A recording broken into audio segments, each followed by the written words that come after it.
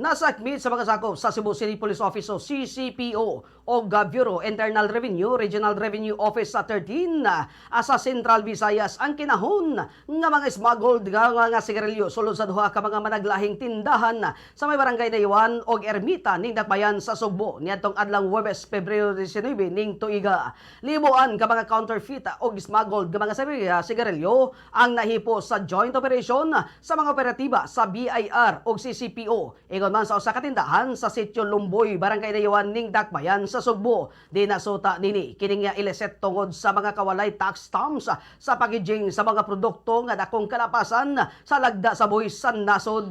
Gani gipabos sa BIR nga evaluation ang mga nasakmit sa mga produkto aron nga kwintahon ang mga back due taxes sa mga smuggled nga mga sigarilyo aron dugang impormasyon nga ipasaka kaso batok sa mga responsable sa illegal usab nga kalihukan.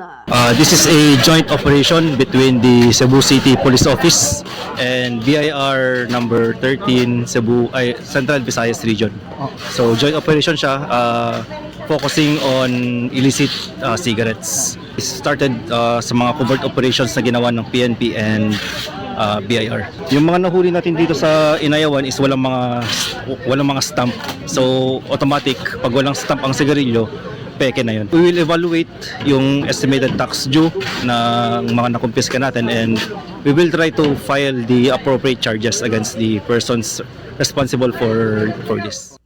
Si Attorney Bernardino Paul Sumira Jr., ang Chief Revenue Officer sa BIR Regional Revenue Office sa 13 Cebu. Samtang laing operasyon sab ang gilusad sa mga otoridad sa usa ka tindahan sa may Dalan Magallanes, Barangay Ermita ning Dakbayan sa Sugbo. Din libuan usab ka mga smuggled nga mga sigarilyo ang narunda og gisakmit. Sa pamahayag ni Police Colonel George Ilanan, ang Cebu City Director sa tanang istasyon sa kapulisan nga sa Dakbayan, nakaalerto sa wong covered the operation batok sa smuggled cigarettes. Actually, tanang station ang kini nga sa niya accomplishment sa habig sa ni sa Station 5.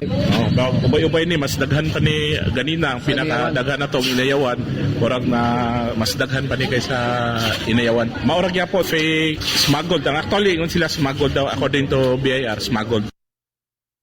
Colonel George Ilanan, ang City Director sa Cebu City Police Office.